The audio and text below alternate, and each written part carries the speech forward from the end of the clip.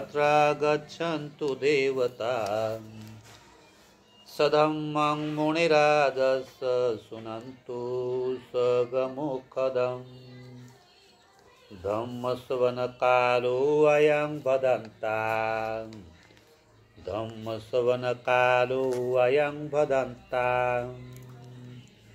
परितोषवणकालो अयं भदन्ता धम्मश्रवणकालो अयं भदन्ता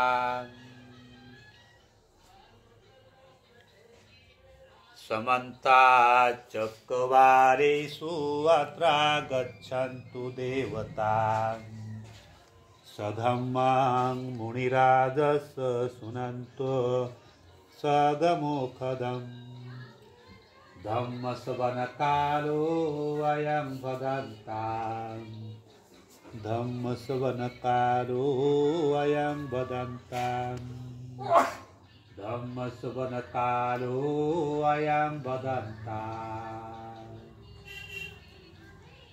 नमो तस्य भगवतो अरहतो सम्मा सम्बुद्धस्य हे सन्ता सन्तचित्ताति शरणं एतं लोकं चरेवा भूमा भूमा च देवा गुणगणगहना व्यावटा सबकालम् एति अयन्तु देवा वरकनकमयी मेरुरादे वसन्तो सन्तु सन्तु शयन्तो मुनिवरवचनं स्वतुमगं समग्गाम् सर्वेषु चक्रवालेषु यक्षा देवा च ब्राह्मणो यङ्गमेहि कथं पुयं सर्वसम्पत्तिसाधकम् सर्वे तं अनुमोदयित्वा समग्रा शासने रताः प्रमादरहिता हुन्तु आरक्षासु विशेषतः शासनशासलोकस्य ऊर्ध्वे भवन्तु सर्वदा शासनमि पञ्चलोकाञ्च देवा रक्षन्तु सर्वदा सद्य हुन्तु सुखी सर्वे परिवारे हि अत्तनः अणिगासुमना हुन्तु सह सभ्यैः यातिभिः प्रादतो वा चोरतो वा मणोसतो वा अज्ञितो वा उदकतो वा पिशाचतो वा खाणुकतो वा कंटकतो वा नखतो वा जनपदरोगतो वा असन्धिमतो वा असन्धितो वा आसपुरीसतो वा चण्डहाती आसमिगगोणं कुकरं गहिविचिका मणिसपदीपि याच्छत्रचं सुकरस महिष यखां सादिः नानाभयतो वा नानारोगतो वा नाना उपद्रवतो वा सभ्ये आरक्षं गहत मना साधु साधु साधु साधु इति पीसो भगवा अरहं सम्मा सम्बुद्धो विद्याचरण संपन्नो सुगतो लोकविदु अनुत्तरो पुरीशधम्म सारथि सत्ता देवमनुसानं बुद्ध भगवती बुद्धं जीवितपर्यन्तं शरणं गच्छामि एत बुद्धातीता च एत बुद्धानागता पशुपन्ना तहे बुद्धा अहं लब्धामि सर्वदा न ते मे शरणं गय्यं बुद्ध मे शरणं वरम् एतेन सत्यवज्रेण गोतु ते जयमङ्गलम् उत्तमङ्गेन वन्देऽहं पादपंशुवरुत्तमम् बुद्धेयो खलितो दश बुद्धो कमतु तं मम यं किञ्चिरतनं लोके विजति विविधा कुरु रतनं बुद्धसमानाति तस्मा स्वति भवन्तु ते योऽसान्निसिन्नो वरबोधिमूली मारससेन मति विदित्वा सम्बोधिमागच्छि अनन्तयानो लोकतमोतां प्रणमामि बुद्धां। बना साधु साधु साधु साधु। स्वाखातो भगवता धम्मो सन्दिटिको अकालिको यही पसिको ओपनेहिको पच्चतां वेदित बोवियोहिति धम्मं जीवित पर्यन्तं शरणं गच्छामि एतद्धम्मातीता च एतद्धम्मा अनागता पाचुपन्ना तये धम्मा अहं वदामि सम्पदा नाति मे शरणं अयं धम्मो मे शरणं वरम् एतेन सच्चवद्येन होतु ते जयमङ्गलम् उत्तमं येन वन्देऽहं धम्मं च विविधो वरम् कलितो दोषो धम्मो कमतु तं मम यं किञ्चिरतनलोके विजति विविधा कुतो रतनं ब्रह्मसमानाति तस्मा सोति भवन्तु ते अटाङ्गिको अर्योपतो जनानां मुखं पवेशा उजुको वमग्गो धम्मो अयं सन्ति करूपणितो नियानिको तं प्रणमामि धम्मम्। मना साधु साधु साधु साधु। सुपटिपन्नो भगवतो सावक संगो उजुपटिपन्नो भगवतो सावक संगो यायपटिपन्नो भगवतो सावक संगो सामितिपटिपन्नो भगवतो सावक संगो यदिदं चत्तारि पुरुषयुगानि अष्टपुरुषपूगला एष भगवतो सावक संगो आहुणीयो पाहुणीयो दक्षिणीयो अञ्जलकरणीयो अणुतरं पुय्यङ्केतं लोकं साति संगं जीवितपर्यन्तं शरणं गच्छामि एत संगातिता च एत संगा अनागता पशुपन्ना तये संगा अहं वदामि सर्वदा शरणं अयं संगो मे शरणं वरम् एतेन सच्चवज्जेन होतु ते जयमङ्गलम् उत्तमं येन वन्देऽहं संगं चातिविदोत्तमम् संगे यो खलितो दोषो संगो कमतु तं मम यं किञ्चिरतनलोके विजति विविधा कुतो रतनं संगसमानाति तस्मा सोति भवन्तु ते संगविशुद्ध वरदक्षिणीयो शान्तेन्द्रियो सर्वमलपहीनो गुणैः नेकैः समेधिपतु अनासहोतो प्रणमामि संगं। मना साधु साधु साधु साधु।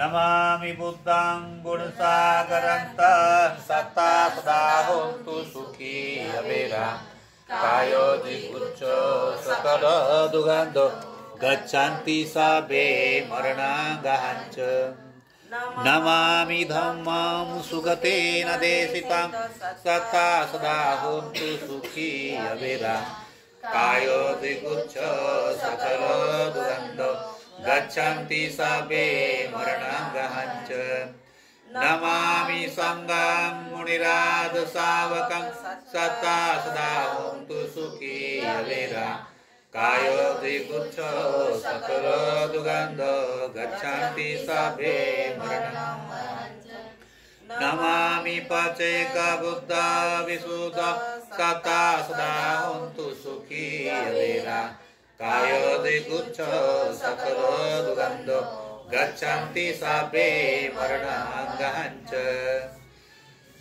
इमाय धम्मानुधम्मपटिपदया बुद्धां पुदेमि इमाय धम्मानुधम्मपटिपदया धम्मं पुदेमि इमाय धम्मानुधम्मपटिपदया पुदेमि इमाय धम्मानुधम्मपटिपदया संघं पुदेमि आदाय माय पटिपदया जातिदरा मरणमा परिमुचिसामि इमेना पुय्यकम्मेन मामे बाल समागमो सत्तं समागमो होन्तु यावनिब्बाणपतियां देवो वसन्तु कालेन सस्य सम्पत्ति हेतु च पिता भवतु लोको च राजा भवतु धम्मिको इमाय बुद्ध पूजा हे कथाय सुदचेतसा चिरन्तिततु सद्धम्मरकहन्तु सुखी सुधाम् इमाय धम्म पूजा हे कथाय सुदचेतसा चिरन्तिततु सद्धम्मरकहन्तु सुखी सुधाम् इमाय संघ पूजा हे कथाय सुदचेतसा चिरन्तिततु सद्धम्मरकहन्तु सुखी सुधाम् सब पापस अकरणं कुशलस उपसंपदां सचेत परिमुदपणाङ्गेतं बुद्धानुशासनं साधु यं मङ्गलं द्वादश हि चिन्तयेषु सदेवकां सोतानं नादिगच्छन्ति अटति सञ्च मङ्गलम् देशे तं देवदेवेन सब पाप विनाशनं सबलोकहिताय मङ्गलं तं वणामहे एवं मे सुतां एकं समयं भगवान् सावतीयं विहरति जेतवने अनाथपिण्डिकसरामे अतको अयन्तरा देवता विकन्ताय रत्याम् अभिकन्तवना केवल कप्पं जेतवनाङ्गो भासे त्वां हेन भगवा तेनुपसङ्कमित्वा भगवन्तम् अभिवादे त्वा एकमन्तं अट्ठासी एकमन्तं तिताकोसां देवता भगवन्तं गाथाय जभासि बहुदेवा मनुषा च मङ्गलानि अचन्तयु अकङ्कमाना सूतानां ब्रूहि मङ्गलमुत्तमम् असेवना च बालानां पण्डितानां च सेवनाम् पूजा च पूजनीयानां एतं मङ्गलमुत्तमम् पतिरूपदेशवासु च पुब्बे च कथपुय्यताम् आत समापणिदेत एतं मङ्गलमुत्तमम् माता पितु पट्टानं पुत्रदारस्य सङ्गहो अनाकुलात्मकं मन्ता एतं मङ्गलमुत्तमम् दानं च धम्मचर्यात् यातकानं च सङ्गहो अणुवज्राणि कर्माणि एतं मङ्गलमुत्तमम् आरति विरति पापामज्जपानं च संयमो अपमादु च धम्मेषु एतं मङ्गलमुत्तमम् गारवु च निवातु च सन्तुष्टि च कथयुताम् कालेन धम्मश्रवणं एतं मङ्गलमुत्तमम् कम्पित सुवत सत्ता समणानं च दर्शनं कालेन धम्मसाकच्छा एतं मङ्गलमुत्तमम् तपो च ब्रह्मचर्यं च आर्यसत्यानुदर्शनम् निब्बाणसाचिक्रियं च एतं मङ्गलमुत्तमम् कूटस्थलोकधम्मे हि चेताङ्ग्यस न कम्पति अशुकं विरजं खेमां एतां मङ्गलमुत्तमम् एतादिशानि कतवान् सवतमपराजिताम् सवतसूति गच्छन्तु तं तेषां मङ्गलमुत्तमन्ति। मना साधु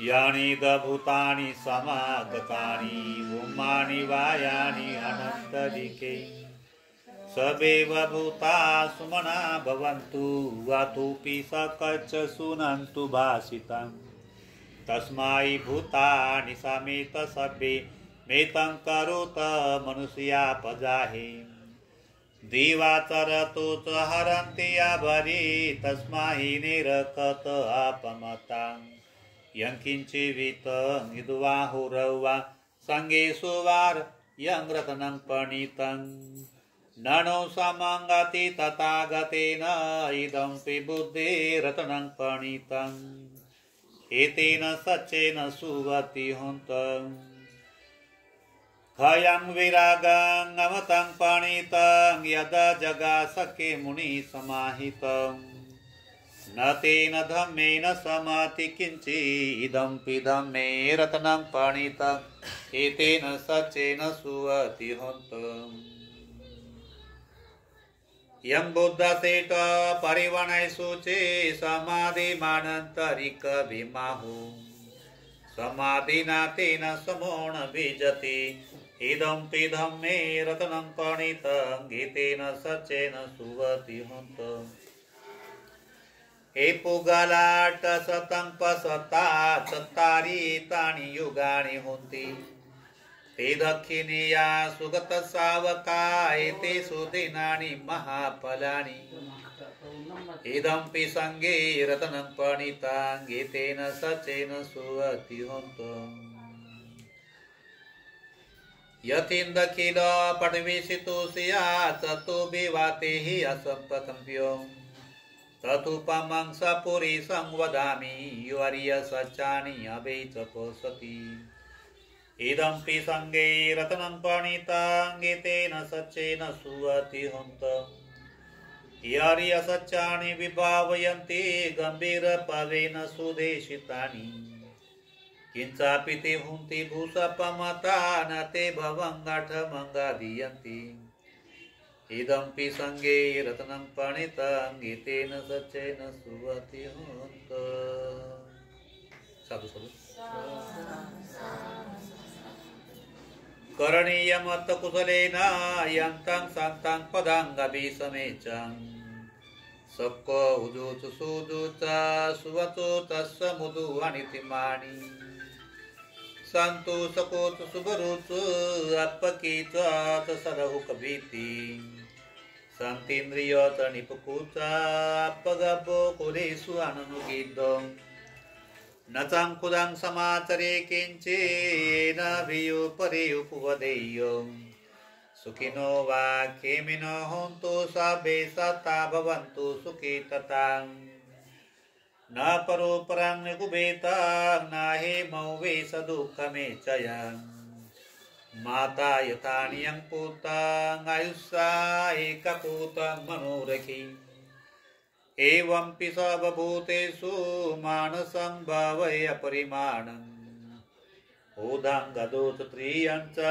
संवादङ्गविरङ्गसपतम् तिठं चरं निशिन्नो वा शयान्नो वा यावतस्य विगतमिदो एतं सतिङ्गदिष्टेयं ब्रह्ममेतं विहारं इदमाहु दिष्टेयं चणुपगमाशीर्वादसनेन सम्पन्नो कामेषु विनयङ्गेतं न हि जातु गब्बसेयो पुनरेति।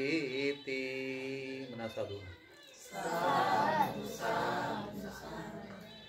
विरूपके हि मे तं गेरापते हि मे चव्यापुते हि मे तं कणागोतं के हि च अपादके हि मे तं द्विपादके हि मे चतुपदे हि मे तं बहुपदे हि मे मामं अपादको हिंसे मामं हिंसेति पादको मामं तत्तु पदो हिंसे मामं हिंसे बहुपदम् सब्बे सत्ता सब्बे पाना सब्बे भूतात केवला सब्बे भद्राणि पसन्तु मा किंचि पापमागमा अपमानो बुद्धो अपमानो धम्मो अपमानो संगो पमानवन्तानि श्रीः सपानि अहिविचका सतपदी उन्नानाभि सर्वमुसेका कथामि रक्खा कथामि परिता पटिकमन्तु भूतानि स्वहं नमो भगवत नमो सतनं सम्मा संबुद्धाति। मना साधु महाकारुणिको नाथो हिताय सब पाणिनं पुरन्तु पारमी सब्बापतु सम्बोधिमुत्तमम् एतेन सच्चवद्देनं होतु ते जयमङ्गलम् जयन्तु बोधियामूले सख्यानं नन्दिवर्धनो एवं तु यं जय होतु जय सो जय मङ्गलम् सकत्वा बुद्धरतनाङ्गो सदाङ्गोत्तमं वरम् इतं देवमनुसानं बुद्ध तेजेन सोतिनां न सन्तु पादवा सभ्ये भया उपशमिन्तु ते सकत्वा सङ्गरतनाङ्गो सदाङ्गोत्तमं वरम् आहुणीयो पाहुणीयो संग तेजेन सोतिनां न सन्तु पदवा सभ्येरुगा उपशमेन्तु ते यं किञ्चे रत्नङ्गलोके बीजति विविधा पुतो रत्नं बुद्ध समानाति तस्मा सोति भवन्तु ते यं किञ्चे रत्नङ्गलोके बीजति विविधा पुतो रत्नं धम्म समानाति तस्मा सोति भवन्तु ते यं किञ्चे रत्नङ्गलोके वेदति विविधा पुतो रत्नं संग समानाति तस्मा सोति भवन्तु ते नाति मे शरणं अयं बुद्धो मे शरणं वरम् एतेन सच्चवद्देनं होतु ते जयमङ्गलम् नाति मे शरणं अयं धम्मो मे शरणं वरम् एतेन सच्चवद्देनं होतु ते जयमङ्गलम् नाति मे शरणं अयं धम्मो मे शरणं वरम् एतेन सच्चवद्देनं होतु ते जयमङ्गलम् नाति मे शरणं अयं संघो मे शरणं वरम् एतेन सच्चवद्देनं होतु ते जयमङ्गलम् सभ्येतयो विभाजन्तु सर्वरोगो विनाशतो माते भवन्तन्तरायो सुखे दीर्घायुको भवतु सर्वमङ्गलं रक्षन्तु सर्वदेवतां सर्वबुद्धानुभावेन सदा सोति भवन्तु ते भवतु सर्वमङ्गलं रक्षन्तु सर्वदेवतां सर्वधर्मानुभावेन सदा सोति भवन्तु ते भवतु सर्वमङ्गलं रक्षन्तु सर्वदेवतां सर्वसङ्गानुभावेन सदा सोति भवन्तु ते नक्षत्रया कभूतानं पापगः निवारणं परितसानुभावेन हन्तु सभ्ये उपद्रवी यं दोनिमितां अवमङ्गलं च योतामनापि सकुनस्दं पापगहो दुसुपिनङ्गकन्तं बुद्धानुभावेन विनाशमेन्तु यं दोनिमितां अवमङ्गलं च योतामनापि सकुनस्दं पापगहो दुसुपिनङ्गकन्तं धम्मानुभावेन विनाशमेन्तु यं दोनिमितां अवमङ्गलं च योतामनापि सकुनस्दं पापगहो दुसुपिनङ्गकन्तं संघानुभावेन विनाशमेन्तु। मना साधु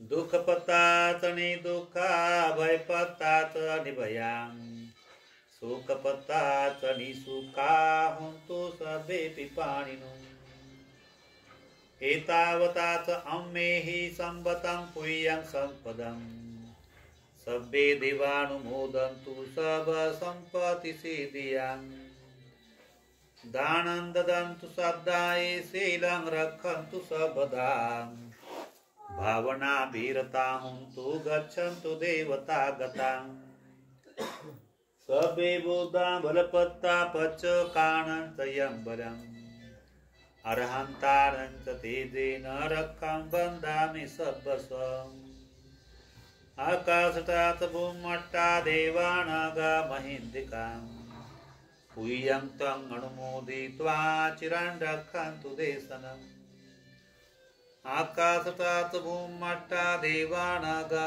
महीन्दिकां पुय्यं तं अनुमोदित्वा चिरान् रक्षन्तु त्वं परन्ति सबेतियो विभजन्तु सबरोगो विनाशतो माते भवन्तन्तरायो सुखे दिकायुको भवम् अभिवादनं शीलस्य अनिच्छं वड्डपतायिनो चत्तारो धम्मा वर्धन्ति आयिवन् सुखं वदन्ति। म्हणा साधू वंदन करा तिंदा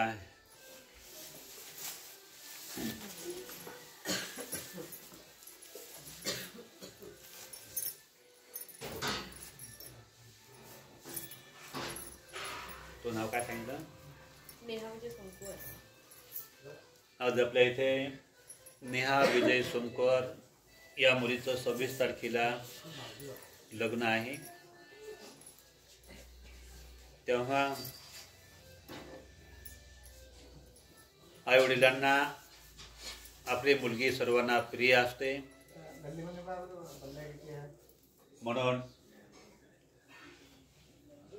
म्हणून या निमित्ताने तिचा जन्म याच घरामध्ये सोनकुवर परिवारामध्ये झाला. आता ती कोणत्या परिवारात जाणार आहे? मग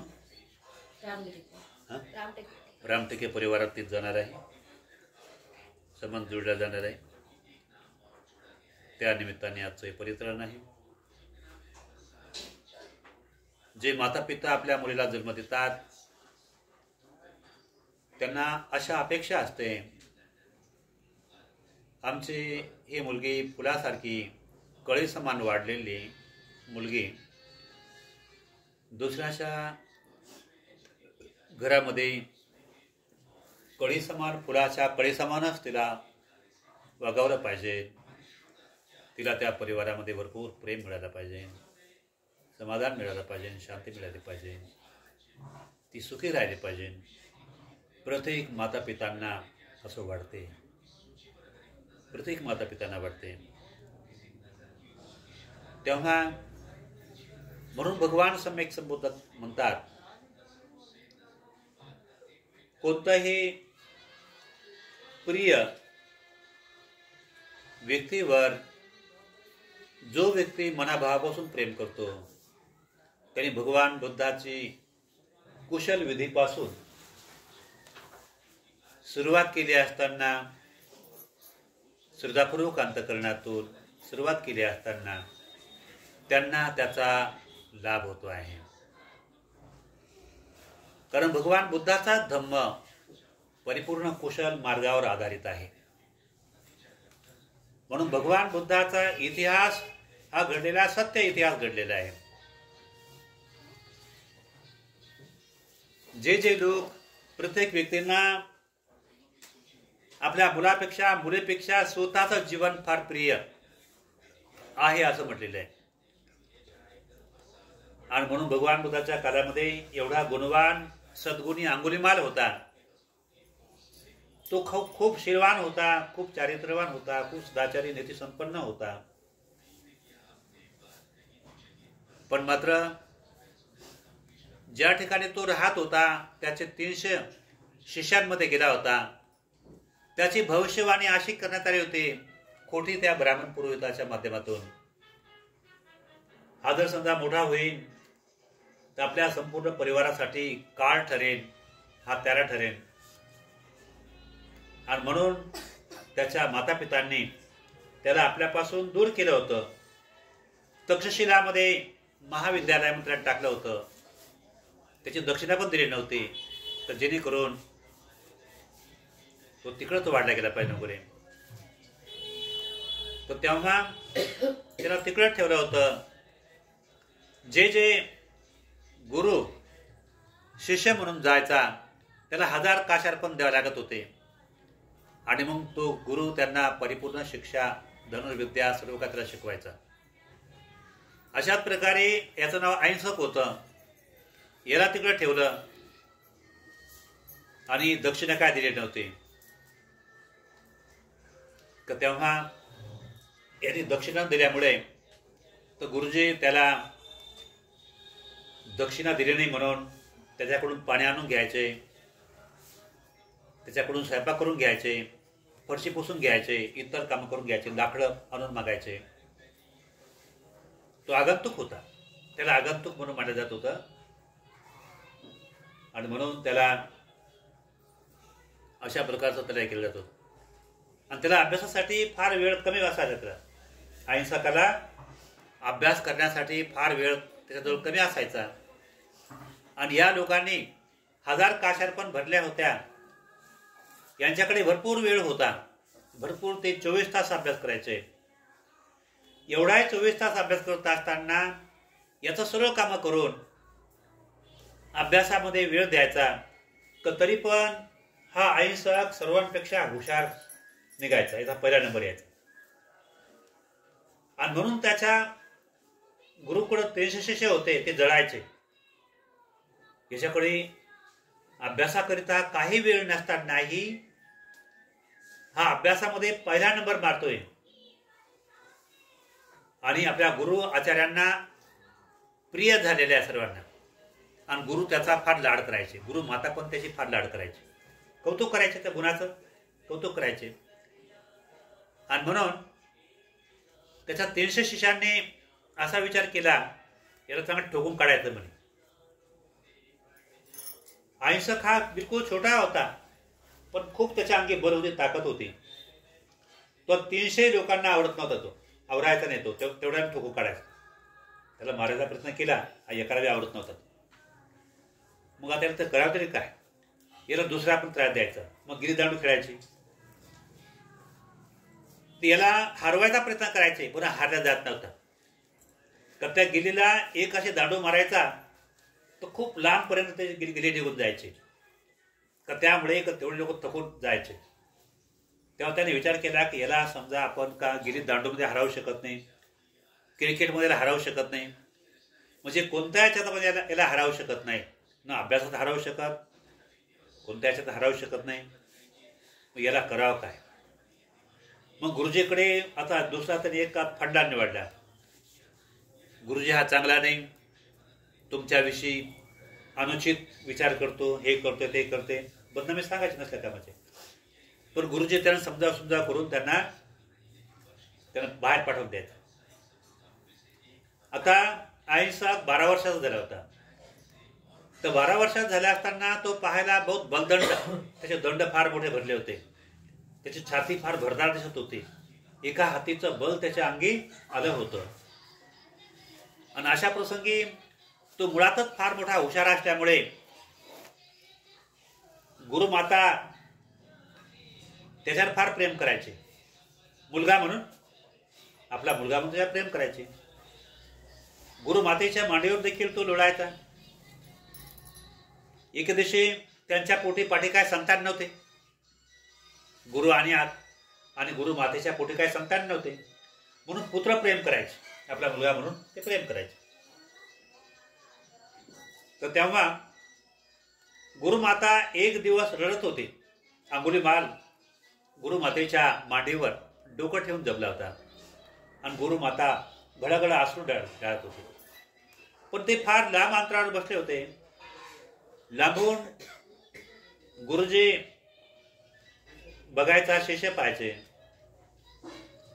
तर शिष्यांनी भलताच आरोप केला.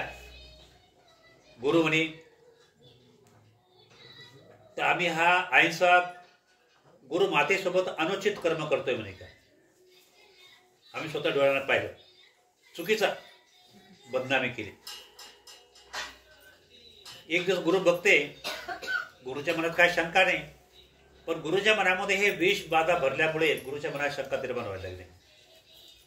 होऊ शकते, हा 12 वर्षाचा आहे पण फार तरुण दिसतो, मी आता अध्यावशच झालो, तर तेव्हा असं होऊ शकते. म्हणून गुरुजीला फार मोठा विचार आला की याचा बदल्याच्या माध्यमातून याला आपण दंडित नाही करू शकत, कारण शक्तीच्या माध्यमातून तो आपल्याला कोणाला तावरणार नाही. गुरु हे जाणून होते. मग आता काय करायचं?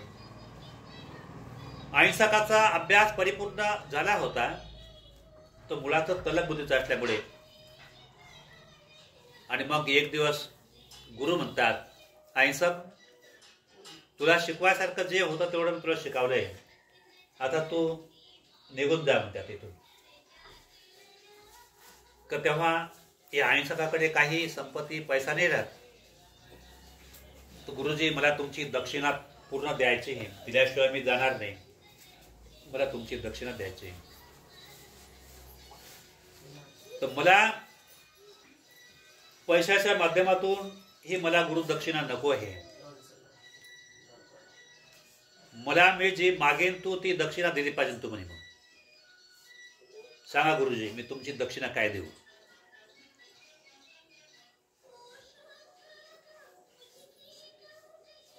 वैशाली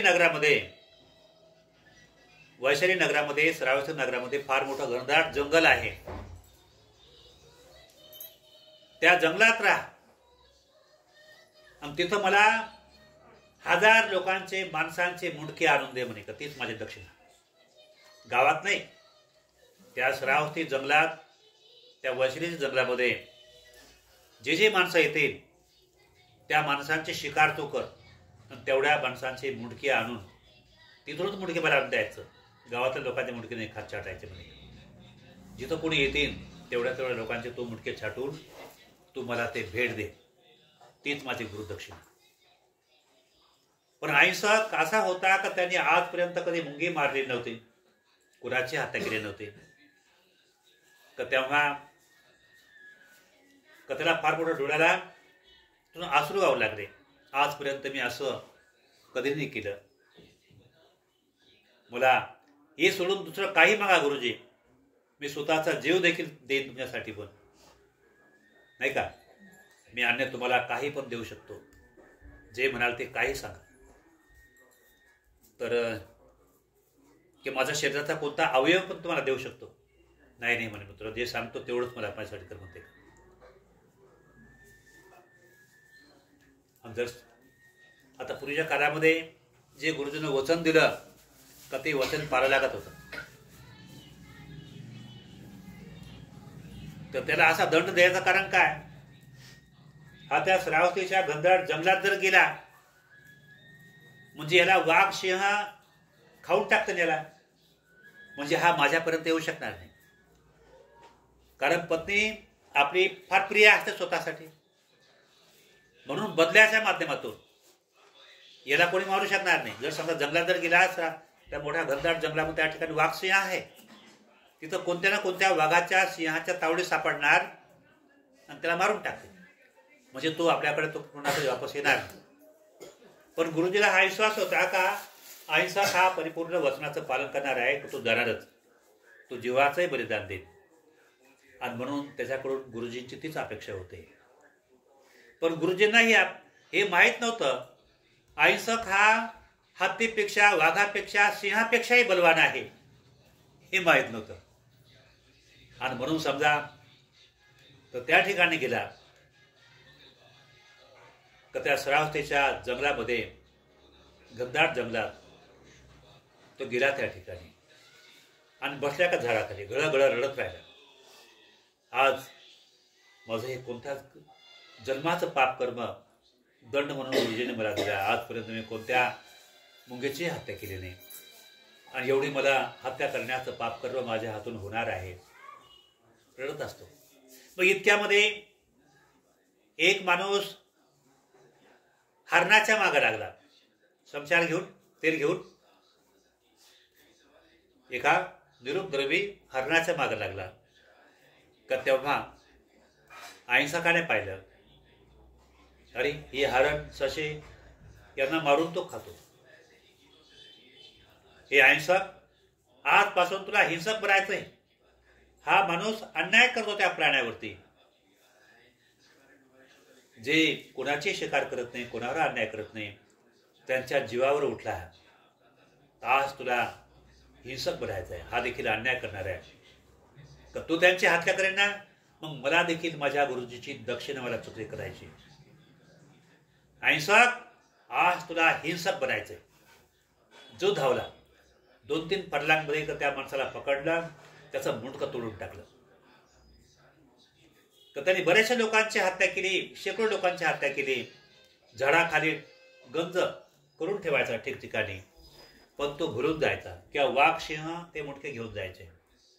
तेव्हा तो अहिंसक विचार करू लागला, अरे हे माझ्या हातून तर फार मोठं पाप कर बुरा, मग करावं तरी काय.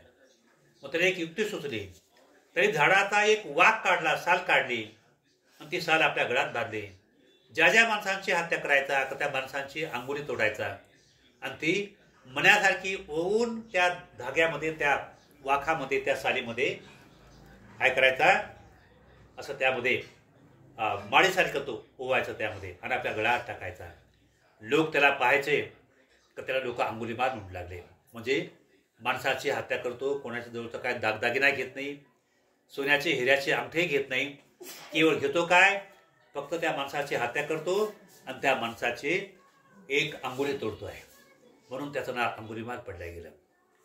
तर तेव्हा आता त्यांनी 999 लोकांची कत्ल केली असते. तर तेव्हा राजेपर्यंत तक्रार जाते, हा अंगुलीमार येऊन आमच्या नगराचं उद्ध्वस्त झाले. कोणी म्हणतं माझा बाप मेला, माझा भाऊ मेला, असं झालं वगैरे. तेव्हा राजाने 6 वेळा आपले तुकडी पाठवले, सैन्यबल, मोठे मोठे योद्धा लोक. पण सरशेबट त्या सैन्यात लोकांचा पराभव झाला आणि अंगुलीमाराचा मात्र विजय झाला. 7व्या वेळी प्रसन्नचित्त राजा त्या अंगुलीमाराच्या शोधासाठी स्वयं निघाले आणि त्याला देखील भीती वाटत होती, नाही का. पण त्यापूर्वी भगवान सम्यक संबुद्ध त्या अंगुलीमाराच्या दिशेने जातात. त्या अंगुलीमाराच्या दिशेने गेल्यानंतर त्याच्या हातून आपल्या मातेची हत्या होणार होती, ती थांबवली त्याने.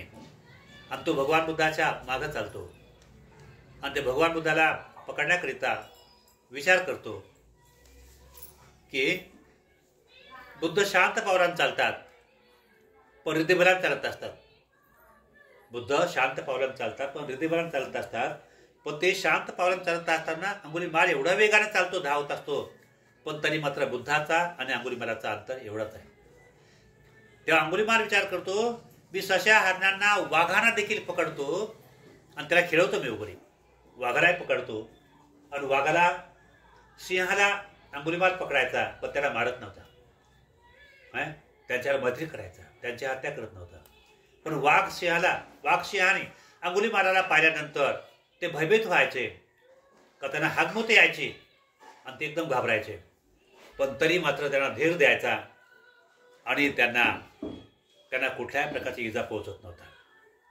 पण मात्र का त्याला तो ह्याच प्राण्यांची, मनुष्याची हत्या करायचा, का ज्याद्वारे का त्याचं वचन पूर्ण होणार होतं. आणि म्हणून बुद्धाच्या मागे धावू लागला आणि अंतर तेवढा. आणि म्हणते, हे श्रमण उभा राहा. भगवान बुद्ध म्हणतात, अंगुलीमार मी केव्हाच उभा राहिलो आहे आणि तू अनेक जन्मापासून धावत आलेला आहे म्हणे. त्यामध्ये का श्रमण लोक कधीपासून खोटं बोलतात. त्या भगवान बुद्ध म्हणतात, मी खोटं बोलत नाही, मी सत्य बोलत आहे. मला चालताना दिसतात. तर भगवान बुद्ध म्हणतात की तू आपल्या अविद्यारूपी, अज्ञानरूपी गुरुवर तुझ्या मनामध्ये जी श्रद्धा बसल्या गेलेली आहे आणि बुद्धरूपी मार्गाने जोपर्यंत चालण्याची तुझ्या मनात श्रद्धा निर्माण होत नाही, ही भावना निर्माण होत नाही तोपर्यंत मी तुला उभा दिसणार नाही. हे अंगुलीमाल, ज्या गुरुच्या मार्गात तू चालतोय तो नरकात जाण्याचा पाप कर्माचा मार्ग त्या गुरुने तुला दिशा दिली, शिकवलं, दाखवलेला आहे. आणि त्याच्यावर तू विश्वास करून तो स्वर्ग मोक्षाचा मार्ग तू समजतो, मुक्तीचा मार्ग समजतो. पण हे अंगुलीमाल, तो मोक्षाचा मुक्तीचा मार्ग नसून असंख्य जीवांची तू हत्या केली. आणि हा मार्ग केवळ दुर्गतीचा मार्ग आहे. म्हणून याला तू जर जाणलं आणि तो मार्ग तू जर सोडला आणि तू बुद्धाच्या मार्गांतर समजा चालण्याचा तू संकल्प केला वचनबद्धतेनं, तर तेव्हा मी तुला उभं राहिलेलं दिसेल. हा बुद्ध हे नाव ऐकता क्षणी अंगुलीमाल एकदम शांत झाला आणि म्हणते, बुद्ध, हे माझ्या मनाला खूप प्रभावित करत आहे शब्द. आपण कोण आहे? मी भगवान बुद्ध आहे. तो म्हणते, मी तर आपल्या शब्दाने वाणीने प्रभावित झालोय. हे अंगुलीमाल, तू अनेक प्राण्यांची हत्या करणं सोडून दे आणि तू चांगल्या मार्गाने चाल. त्या अंगुलीमाल म्हणतो, मी तर हा मार्ग सोडून देण्यासाठी तयार बी आहे, पण मार्ग कोणता स्वीकार करू? तू माझा मार्ग स्वीकार कर, बुद्धाच्या मार्गाने चाल. तू माझा शिष्य होशील, तू माझा शिष्य होशील. हे भगवान बुद्धा, हत्यारा आपला शिष्य कसा बने? मी आतापर्यंत एवढ्या लोकांची हत्या केली, 999 लोकांची हत्या केली आणि 1000ला फक्त एकच राहिली होती बाकी. एवढा पापिष्ट व्यक्ती, मी एवढा पवित्र भिक्षू जीवन कसं स्वीकार करू? हे अंगुलीमाल, तू फक्त जे काय तू भिक्षू बनायस तू तयार आहेत का? मी तयार आहे. पण मी जरी भिक्षू जरी बनलो असताना तर मला कोण समजणार आहे त्याची चिंता करू नको. तो माझ्यावर सोपव. ठीक आहे, तर मी आता भिक्षू बनतो. तर त्या अंगुलीमालाने आपल्या विशाल 999 लोकांच्या अंगुलीची माळा होती ती काढून त्याने फेकून दिली. तो भगवान बुद्धाच्या समोर तो नतमस्तक होऊन गेला आणि बुद्धापासून त्याने चिवर घेतलं. आणि मग तो म्हणते, मग भगवान बुद्ध म्हणतात, अंगुलीमाल, तू लोकांपर्यंत जा आणि भिक्षाटन करण्यासाठी जा. आता भिक्षाटन करण्यासाठी गेला असताना लोकांनी पाहिलं, अरे अंगुलीमाल आला. कोणी दरवाजा खिडक्या बंद करायला लागले. भयभीत झाले लोक भयभीत पाहून अंगुलीमालाला भगवान बुद्धाचा धर्म समजला होता. विशाल मैत्री सर्व लोकांच्या लोकांविषयी जागृत झाली होती. विशाल करुणा, मैत्री, मुदिता, उपेक्षा अंगुलीमालामध्ये जागल्या गेली होती.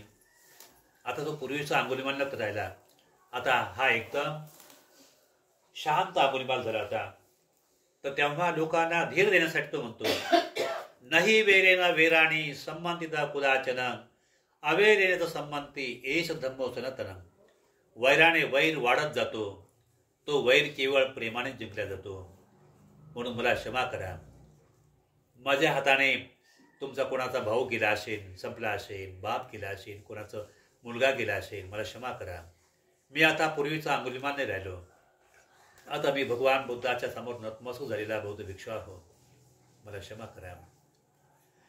तेव्हा त्याच्यावर विश्वास बसवल्याने कदाचित तो बदल्याची भावना करेल. तेव्हा ते खरोखर बाहेर निघाले.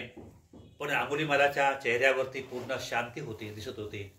त्याच्या पूर्वी जेव्हा चेहरा पाहिला असं कोणी, त्यांचा चेहऱ्यावरती पाहूनच लोक भयभीत व्हायचे. आता त्यांच्या चेहऱ्यावरती करुणा, मैत्री, मुदिता, उपेक्षा हे पूर्ण झळकत होती. त्यामुळे काही लोकांना वाटलं तर हा मारू शकणार नाही, म्हणून कोणी जवळ जाऊन लांबून दगड फेकून मारला. डोक्याला लागला, डोकं फुटलं, रक्ताची धार लागली. कोणी भिक्षापात्राला दगड फेकून मारला, भिक्षापात्र फुटलं.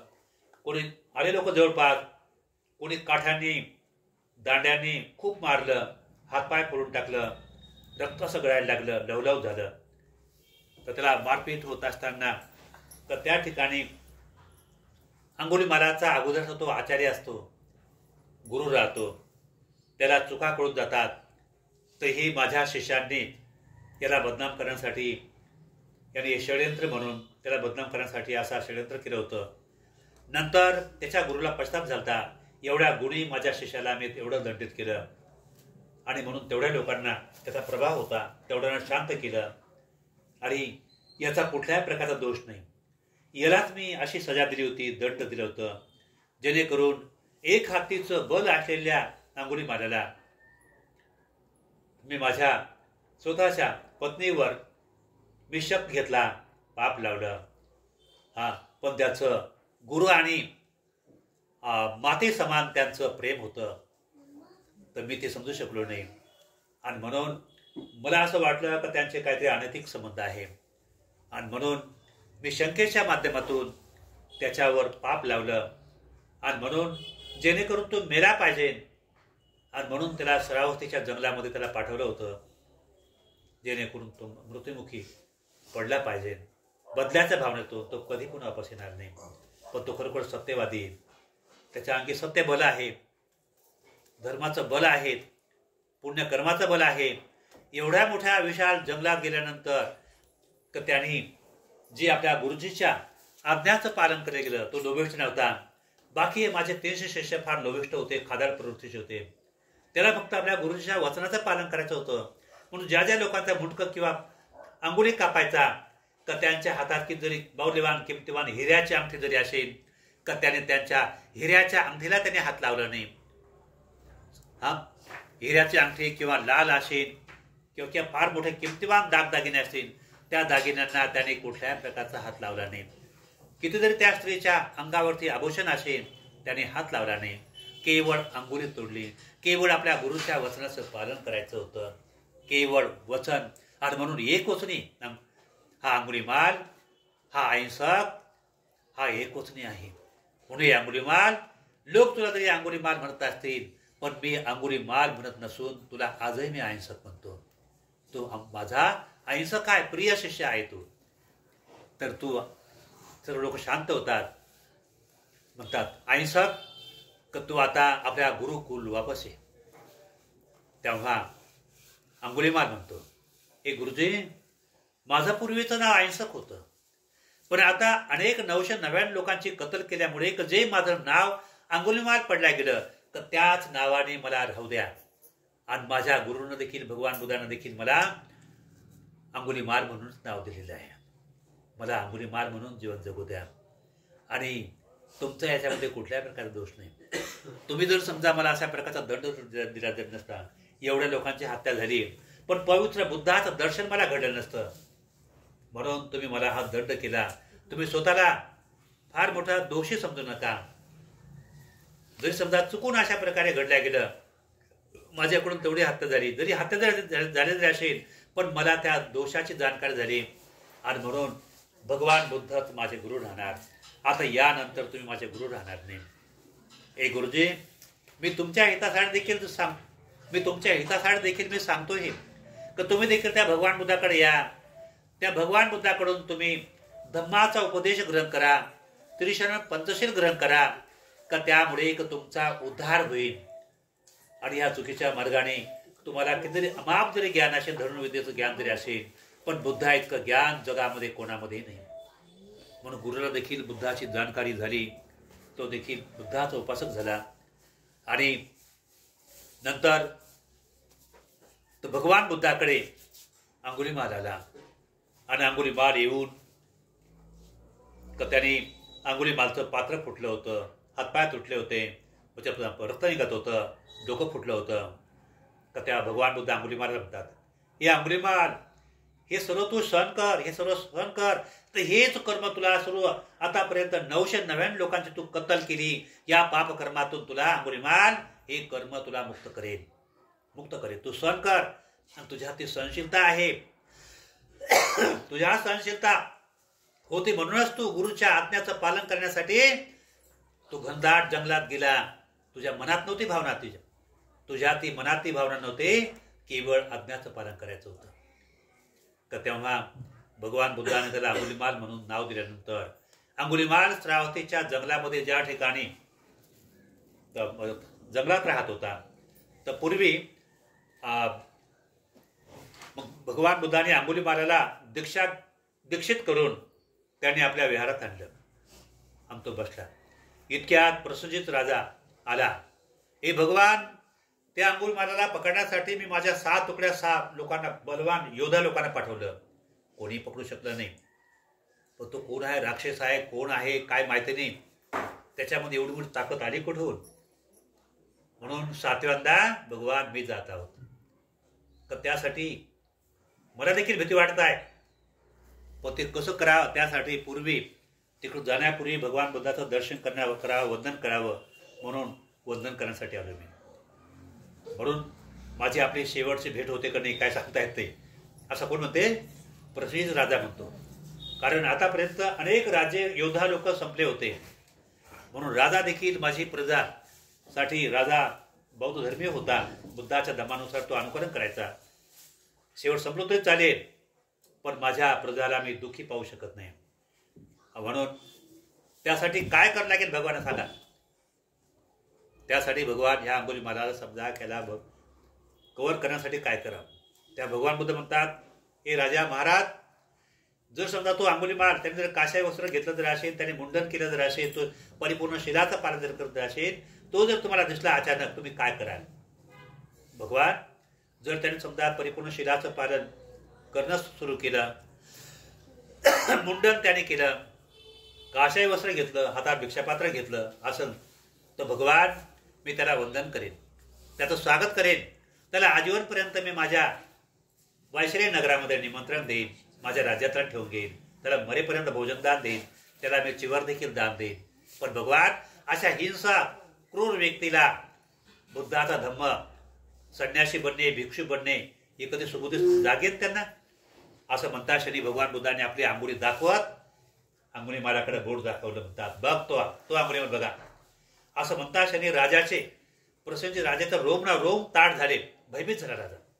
महाराज, आता अंगुलीमालाला घ्यायचं कारण नाही, कारण अंगुलीमाल आता भिक्षू झालेला आहे. आता तो कधी हिंसा न करणार आहे. तर तेव्हा प्रसन्न राजाला फार मोठा आनंद झाला. तर तो अंगुलीमालाकडे येते आणि प्रणाम करते. म्हणते, बनते, आपलं गोत्र काय जाणू शकतो मी? माझे गोत्र, मातेचं नाव मैत्रिणी आणि पित्याचं नाव गार्गीय. तर गार्गी पुत्र अंगुलीमाल, मी आपल्याला आजीवनपर्यंत भोजनाचं निमंत्रण देतो, आजीवनपर्यंत मला चिवर देणार आणि आजीवनपर्यंत मरेपर्यंत माझ्या राज्यात आपण राहावं, मला तुमची सेवा करायची. त्या अंगुलीमाल म्हणतो, महाराज, ज्या जंगलामध्ये 999 लोकांची कत्तल केली, त्याच जंगलामध्ये आजीवनपर्यंत मी राहण्यास ठरवले आहे. मी कोणाच्या घरचं भोजनदान घेणार नाही.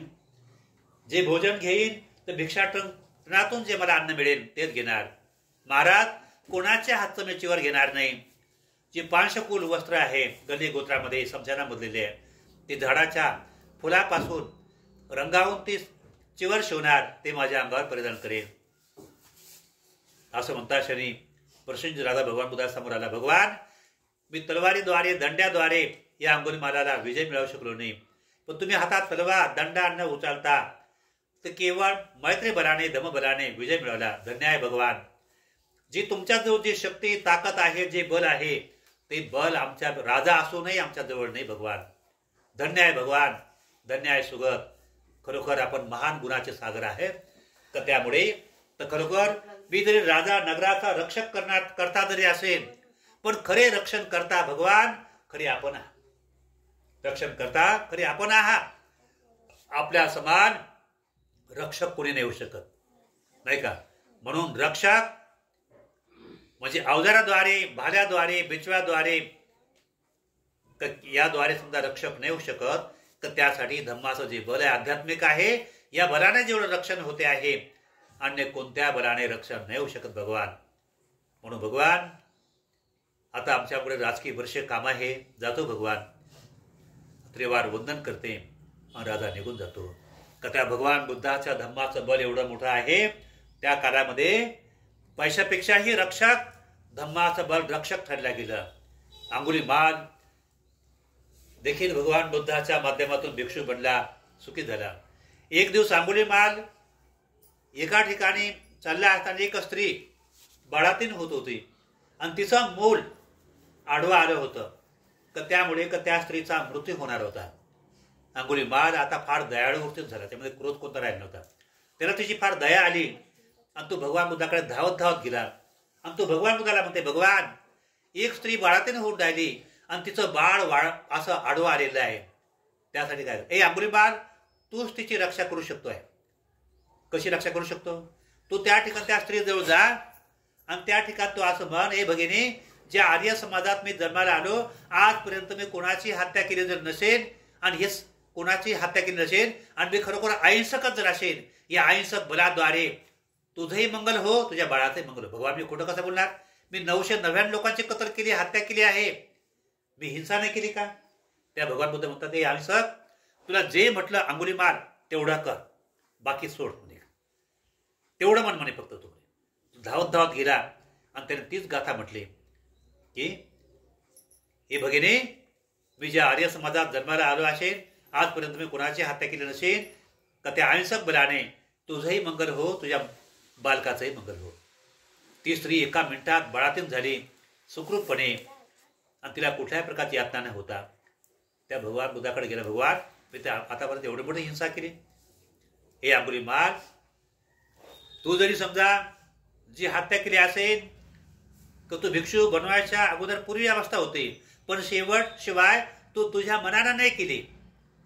तू त्या मिथ्या गुरुच्या मार्गाद्वारे तू त्या मार्गाने वाटचाल केली, म्हणून याच्यात तुझा कुठल्याही प्रकार दोष नव्हता. तुझ्या मनात ती भावनाही नव्हती. असं केलं पाहिजे, कारण त्या डोळ्यातून अश्रू वाहत होते. म्हणून अंगुलीमाल, याच्यामधून तू दोषी हे तेही कर्म नाही मांडला जाऊ शकत. तर तेव्हा तू अहिंसकच आहे. जसा पूर्वीचा अहिंसक होता तसा आजही तू अहिंसकच आहे असं म्हटलं.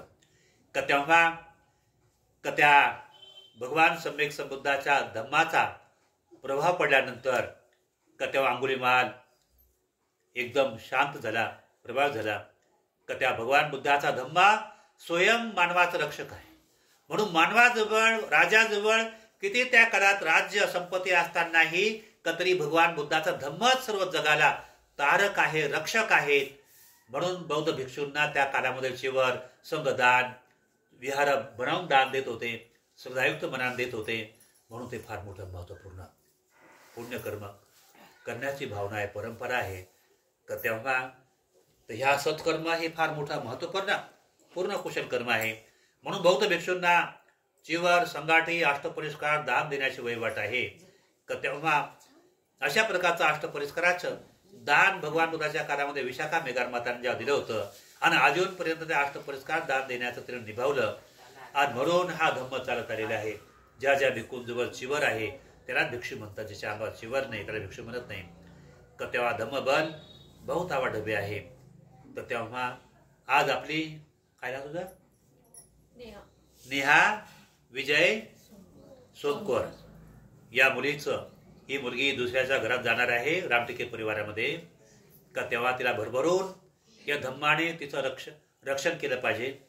धम्म रक्षण करता तर भगवान बुद्ध म्हणतात, जो मनुष्य धम्मानुसार पालन करतो, धम्मनियमानं चालतो, तर धम्माचं बीज त्याच्यात निर्माण होते. धम्माचा अंकुर आपोआप त्याच्यामध्ये उगत असतो, उगल्या जात असतो, पल्वित होत असतो आणि तो धम्माचा अंकुरित झालेला अंकुर त्याची रक्षा करतो आहे.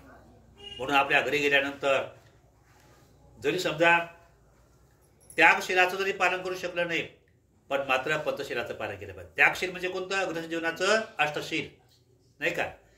आणि महिन्यातून जरी समजा 4 उपवास जरी केलं त्यागशील, म्हणजे पौर्णिमा, अमावस्या, अष्टमी असं 4 उपवास देतात. पौर्णिमेला अष्टशील पालन करणे, त्यानंतर पौर्णिमा झाल्यानंतर अडसाने अष्टमी येते, त्यानंतर अमावस्या येते 3, का त्यानंतर अडसाने पुन्हा अष्टमी येते. महिन्यातून 4 उपवास जरी केलं का तरी त्याच्यामध्ये धम्माचं बल निर्माण होते. आणि धम्माचं बल तयार झालं तर ते बलही स्वतःची रक्षा करेल, पतीची रक्षा करेल, परिवाराची रक्षा करेल, सर्व घरादाराची रक्षा करेल. ही रक्षा करण्यासाठीच हे धम्माचं बल आहे. पण त्यासाठी श्रद्धापूर्वक हे करावं लागते.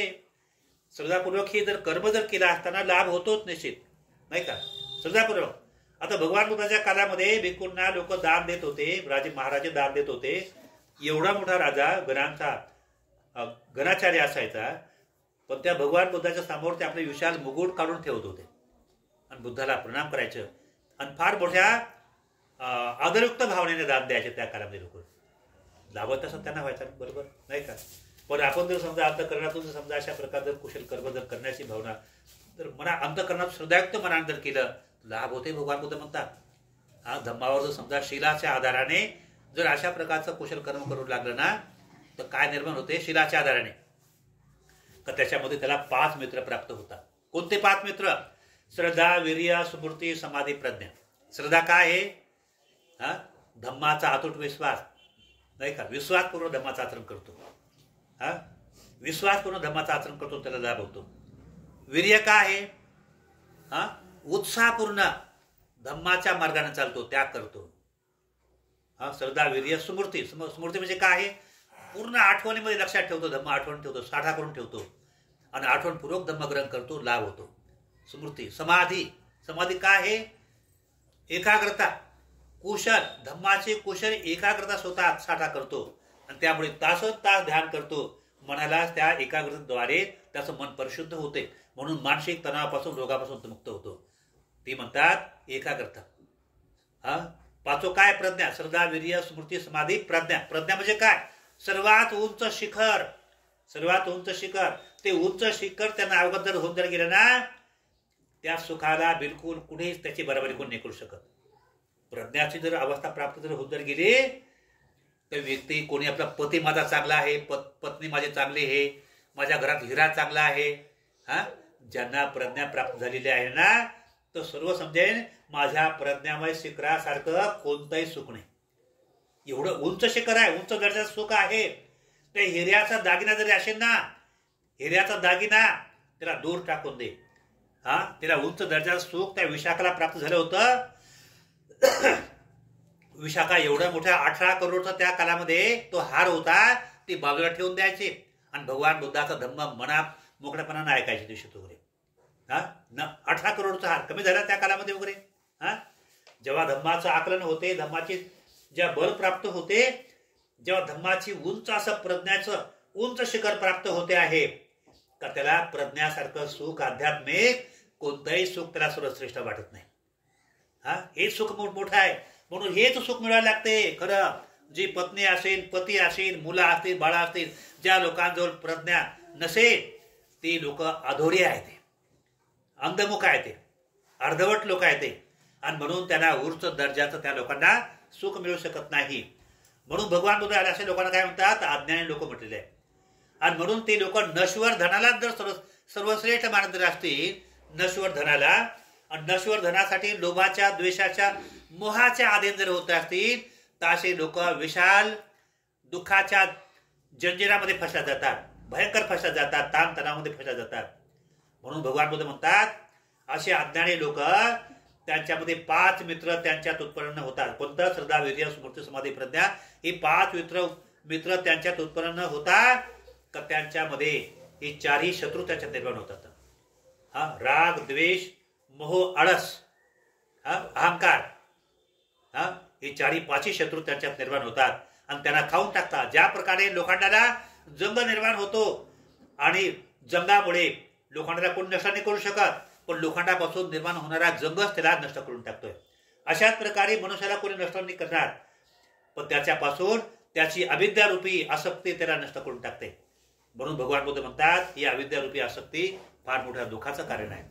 म्हणून भगवान बुद्ध म्हणतात अविद्येमध्ये व्याप्त झालेला व्यक्ती, भगवान बुद्ध बाल बघतो त्याला म्हणतात पुत्तामती धनमती इति बालो विहायती आत्ता यातून नथी कुत्तू पुता कुतु धन.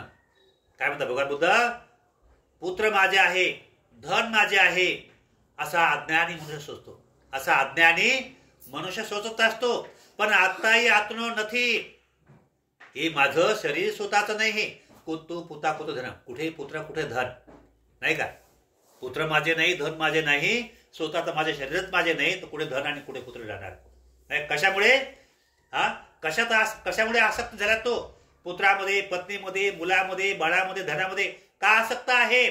कारण तो अविद्याच्या अधीन आहे, अकुशल कर्माच्या अधीन आहे, दुशीलाच्या अधीन आहे, तो दुशीलाच्या अधीन आहे, कुकर्माच्या अधीन आहे, पाप कर्माच्या अधीन आहेत. आणि म्हणून त्याला पुत्र, पुत्री, धन हे सर्व श्रेष्ठ वाटते. दान जर म्हटलं का तो बिलकुल वाकड तिकड तोंड करतो, विकार त्याच्या मनात येतात, वाकड तिकड तोंड होते. आणि म्हणून त्या भारी ताणतणावाला प्राप्त होऊन किती जरी मोठं धन त्यांनी प्राप्त करून ठेवलं आणि मेला, तर भगवान बुद्ध म्हणतात ते धन धान्य त्याने दानाच्या माध्यमातून दिलं नाही, तर हा मनुष्य सापावर, धनावरचा साप तयार होतो. ते धन गेलं वाय, त्या धनापासून काही फायदा झाला नाही वगैरे. आणि म्हणून भगवान बुद्ध म्हणतात जो मनुष्य कुशल कर्म करतो, तर कुशल कर्म करणारा फार मोठा वर्तमान काळामध्ये दान देऊन देऊन तर त्याचं ह्या वर्तमान काळात तो सुखाची अवस्था प्राप्त करतोच करतो. पण मेल्यानंतरही पारामिता रूपी कुशल कर्म सोबत घेऊन जातो आणि हजारो जन्मापर्यंत ते कर्म सोबत येते. आणि सोबत येऊन ते कर्म त्याला हजारो जन्मापर्यंत त्याला मदत करत असते. म्हणजे पुण्यकर्म धन संपत्तीपेक्षाही कितीतरी किमतीवान आहे. तेव्हाच भगवान बुद्ध म्हणतात ना, काय म्हणतात भगवान बुद्ध, तेव्हाच भगवान सम्यक संबुद्ध काय म्हणतात की पारामिता किती मोठा मान आहे. तर म्हणून भगवान बुद्ध तृष्णेच्या बाबतीमधून, जन्माच्या बाबतीमधून गाथा म्हणतात. अनेक जाती संसारं संदा बिसंग आणि बिसंग गह कारकम गय संतो दुःखा जाती पुन्हा पुन्हा. काय म्हणतात भगवान बुद्ध, पुन्हा पुन्हा. एक घर कारक, एक घर बनवणारे तृष्णे, तुझं जोड शोधण्यासाठी प्रयत्न केला पण तुझं जोड मी सापडावू शकलो नाही. पण घर बनवणारे तृष्णा, मी तुझं घर जाणलेलं आहे. विसंखार गतम चित्तम, विसंखार गतम चित्तम. जर समजा ज्याप्रमाणे घर तयार झालेलं आहे, लोह्यापासून, विटापासून, सिमेंटापासून, गिट्टीपासून, रेतीपासून, विसंखार गतम. हे जर वेगवेगळे झाले, रेती वेगळी झाली, सिमेंट वेगळं झालं, गिट्टी वेगळी झाली, लोहा वेगळा झाला, तर ते बिलकुल ते घर नष्ट होऊन जाईल. अशा प्रकारे जो व्यक्ती आसक्तीपासून मुक्त होऊन गेला, पुन्हा गेह नका असे, तो पुन्हा रुपया जन्म घेण्यासाठी या शरीर रूपी या देहामध्ये उत्पन्न होणार नाही आणि तो परिपूर्ण मुक्त होईल आणि एकदम तो सुख अवस्थेला प्राप्त होईल. तर तेव्हा या खऱ्या सुखाला प्राप्त करण्यासाठी हा भगवान बुद्धाचा धम्म व्यक्तीला पुरेसा आहे.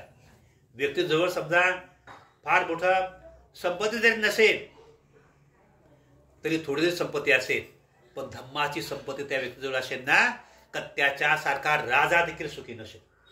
त्या व्यक्तीसारखा राजाही सुखी नसेल. पण जर समजा त्याच्याजवळ धम्माची संपत्ती नाही, आचरणाची संपत्ती नाही, शील सदाचाराची नीतिमत्तेची संपत्ती नाही, पण त्याने अनेक लोकांना, प्राण्यांना हत्या करून, पाप कर्म करून खूप सारी संपत्ती अवाढव्य त्याने मिळवली असेल, खूप त्याने ते अवाढव्य संपत्ती त्याने मिळवली असेल, तर भगवान बुद्ध म्हणतात त्याच्याजवळ कुठल्याही प्रकारची संपत्ती नाही. हे जी काही संपत्ती आहे ते पाप कर्म करून करून ते घर भरावलेलं आहे, तर मेल्यानंतर देखील तो नरकात जाईल. भगवान बुद्ध म्हणतात तो दुर्गतीला जाणारा व्यक्ती आहे तो. आणि म्हणून जे आपल्याला जगायचं तर आपल्याला सदाचाराच्या मार्गाने जगायचं, सदाचाराच्या मार्गाने चालायचं. आणि म्हणून बेटा ज्या घरी जाणार त्या पतीच्या घरी, तर त्या घरात जरी समजा वातावरण धम्माचं जर असेल, धम्माच्या आचरणाच्या माध्यमातून आपण सुंदर त्या लोकांना प्रेरणा दिली पाहिजे वगैरे. खरोखर धन्य तिचे माता, धन्य तिचे पिता, तर खरोखर ही त्यांची मुलगी नसून, ती आमची सून नसून ही आमची मुलगी आहे. आणि म्हणून मुलीसारखं त्याला प्रेम भेटलं पाहिजे वगैरे. तर अशा प्रकारचा आदर्श त्या घरामध्ये दिला पाहिजे वगैरे. म्हणून धम्माचं नैतिक मार्गानुसार सदाचारी मार्गाचं अनुकरण आपण केलं पाहिजे वगैरे. आणि या सत्याद्वारे आपलं मंगल हो, कल्याण हो, ही मंगल कामना व्यक्त करून आजच्या प्रसंगी धम्मदेशना देऊन मी संपवतो. मनात तीनदा साधू मंगल वंदन करा तीनदा.